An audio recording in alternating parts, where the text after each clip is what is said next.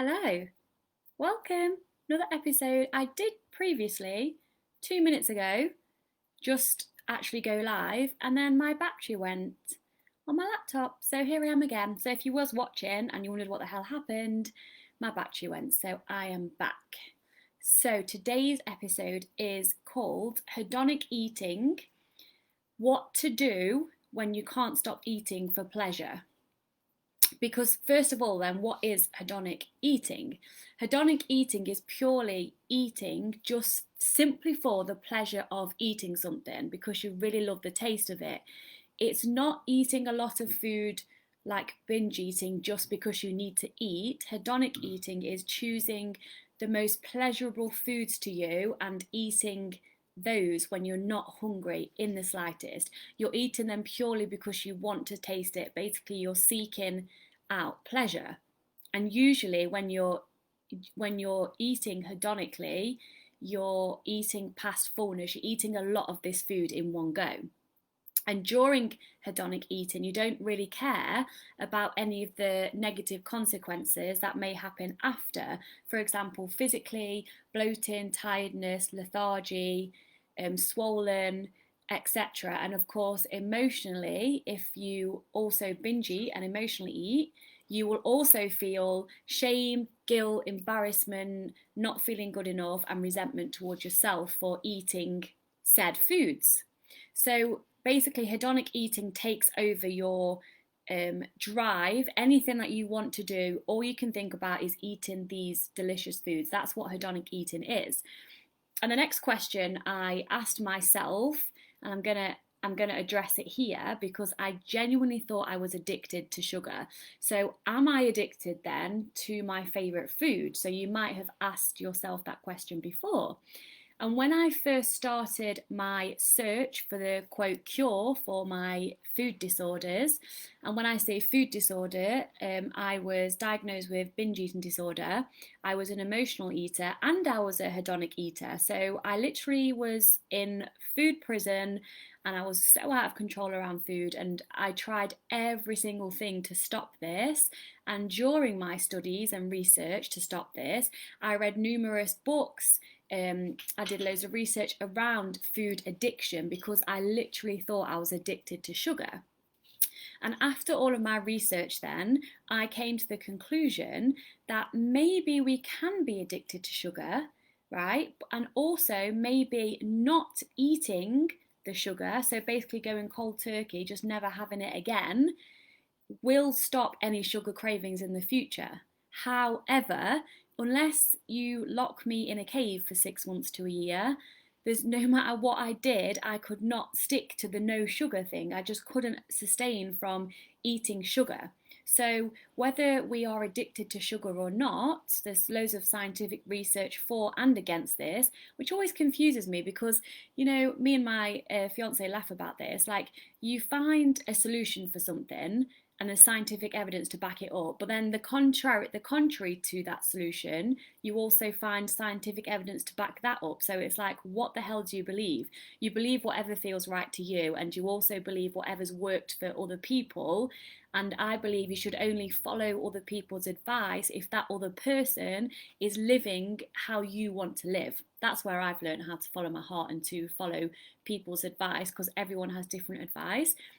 So yes, maybe you can be addicted to sugar, but like I said, giving it up was never an option for me because it was just like a diet. I couldn't stick to the giving up of the sugar. So I now am no longer addicted to my favourite foods. I'm no longer addicted to chocolate, ice cream, sugar. I love it and I eat it, but I'm not addicted to it. I can have one piece of chocolate and leave it, believe it or not. I never thought I could ever say that. I can have some ice cream and then leave some for like next week and just not really think about it again. So, hedonic eating can be cured. I don't like to say the word cured because it's like there's something wrong with hedonic eating. There's nothing wrong with it. It just might not be helpful for how you want to live your life.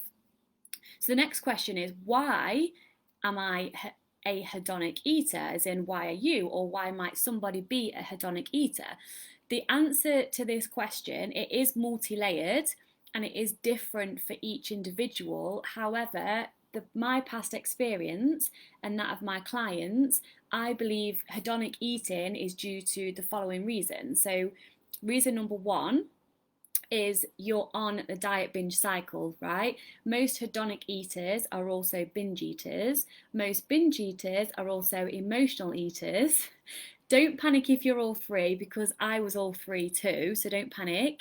But seriously, when we deprive ourselves physically and emotionally, and that's important, if you want to know more about that, visit my blog specifically for binge eating and why the emotional restriction is even more important than the physical restriction, to let go of that.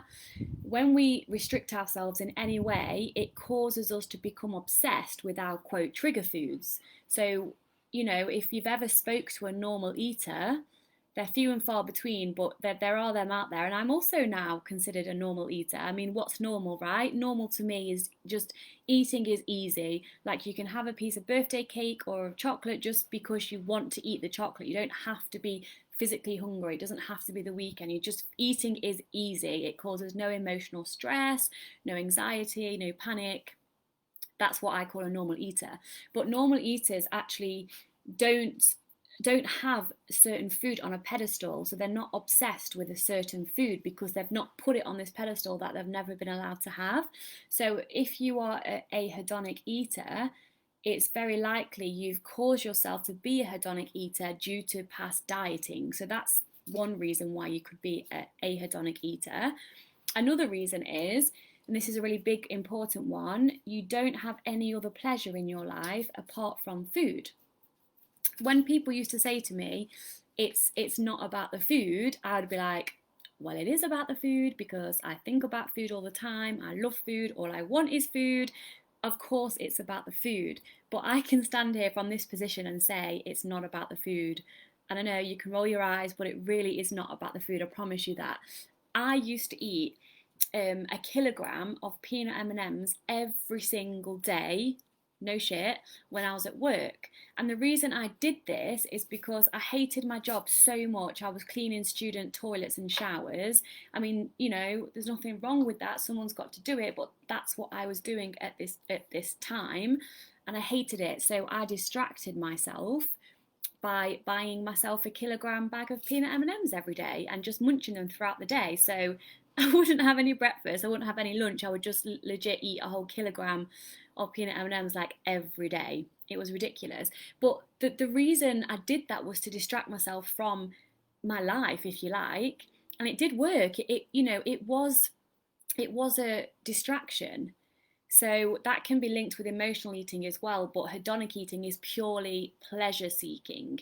And another reason why I used to be a hedonic eater was I still am in a very loving relationship, but the relationship wasn't as intimate as I would like it to be. So I was looking for love in a tub of Ben and Jerry's.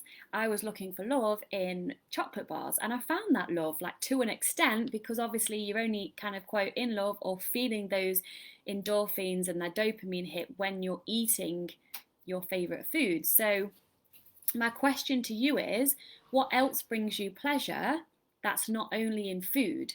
And then do more of those things in your life. Don't replace your hedonic eating with something else. Just get curious about what else does bring you joy, and then add that in and around your hedonic eating. Because the reason I say this is, if you decide, right, I'm going to stop hedonic eating because I'm just searching for pleasure. So dancing brings me pleasure.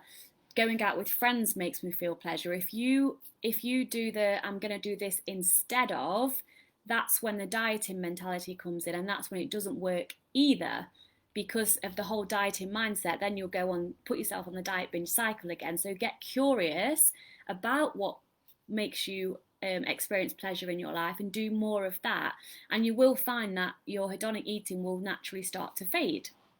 And the third reason why I believe I was a hedonic eater, and why I believe other people are too, is, are you a pleasure seeker, and do you have an addictive type personality? Because I hold my hands up and I'll still say that I am a pleasure seeker. I get bored with everything so easily. Like, I get so bored I'm in Aries, right? I'm constantly looking for excitement, for challenges. I'm constantly looking for new adventures, and I'm constantly searching for pleasure.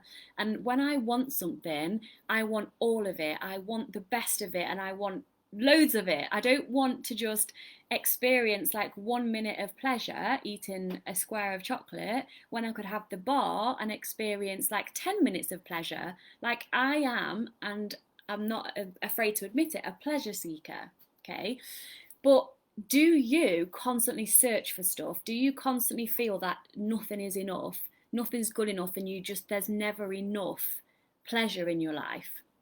I overcame this dominant part of my personality. I still am a pleasure seeker, that's who I am, but it doesn't take over my life anymore. And I actually overcame that by practicing what I preach in my programs and in my coaching, which is why I became a coach, because it's the only thing that works for me, and also by exploring my spirituality. So I encourage you to reach out to me if you need help. I offer a free 45-minute call, and when I say a free call, it's not an intake call, it's not a discovery call to try and get you to work with me. Yes, we explore options, but I actually help you, I coach you for those 45 minutes, and we take steps forward whether you work with me or not, because I'm in this to help you, and it's horrible when you feel stuck. So reach out to me. The next thing I wanted to talk about around hedonic eating is the brain reward system.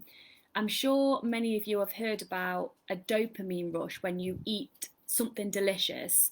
So when we eat something like that's really palatable, like high fat, high sugar, high carb, it actually causes a reaction in our brain that releases dopamine. So I think they call it a neurotransmitter response. So it's a chemical response that basically causes you to feel amazing. It's the same kind of feeling like when you've just done a really good workout and all your endorphins are pumping around your body. That's a dopamine hit, and that happens when we eat delicious food. So you may be thinking, is there any hope for us then, because there's delicious food in our faces all the time? But I promise you, yes, there is help. There is a way out of this, because I'm living proof, and so are many of my clients, because I've tried everything to become a normal eater. Every single thing I have tried. I've even tried the emotional tapping technique. I don't know if any of you have heard of that. Maybe it was my belief system that I needed to address in regards to that, but it didn't work for me. I've tried everything. And the thing is, we're programmed as human beings to seek out high fat, high sugar foods, because back in the day we haven't evolved yet to suit our environment where it's just full of food. We are still programmed to source out high fat, high sugar foods to stay alive, right? So then when we do eat these foods, it feels almost like a drug response, like it feels amazing when we eat these foods. But the thing is, when you're restricting these foods because you think you eat too much of them, then when you do eat them again, that dopamine hit is even stronger. So can you see where I'm going with this? Restriction isn't the answer. So what is the answer then? How do you stop hedonic eating? So to reduce hedonic eating to something that you're actually happy with, or to just stop it altogether, you have to do something that takes time and that takes effort. But it's not the type of effort that you're thinking about. It's actually, I'd say the word uncomfortable makes more sense with what I teach. So yes, you need effort to do the work that I teach you, but it's more about getting comfortable being uncomfortable, because believe it or not, restricting, reducing, sustaining or avoiding your trigger foods that you can't stop eating actually isn't the answer to find food freedom. It's absolutely not. And I know that sounds contradictory, but again, trust my story and that of my clients that this is the only thing that actually works. And I'm not just saying this, by the way. I'm not just saying, oh, to stop hedonic eating, you have to work with me. Work with me, work with a reputable, is that a word? A coach that you trust, that you see them living their life and you want to live that life also. Like again, I'm going back to that don't ever follow what anyone ever says unless you want that person's life or unless they inspire you. It's like, I'm not going to start preaching how to become a millionaire when I'm not a millionaire myself, right? I preach food and body freedom and self-love because I live that. I'm living, breathing that, but I've also come from such a shit place in regards to food and body prison and hating myself and hating my body. So I've done this, my clients have done this, and you can do it too. So reach out to me if you need help. Reach out to me if you can't stop eating. Reach out to me if the only pleasurable thing in your life is indeed eating, because there's always a way to find inner happiness and food and body freedom. So reach out to me if you need me. I love you all lots, and I will see you next time. And now I need to end both very... Oh, I've got messages that I've not seen. Hi Jess, I didn't see you write this because I'm on Instagram and my phone's in front of my messages. It's not about the food. It's not. Love you, girl. See you soon.